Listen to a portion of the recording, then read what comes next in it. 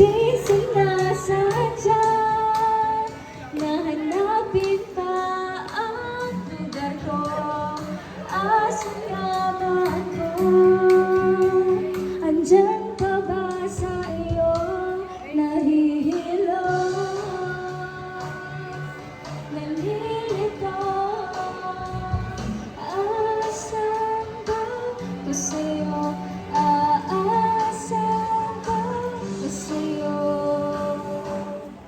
Susuka ako, nagkaroon na ako, masakit na ba ako? Kailangan ba ako?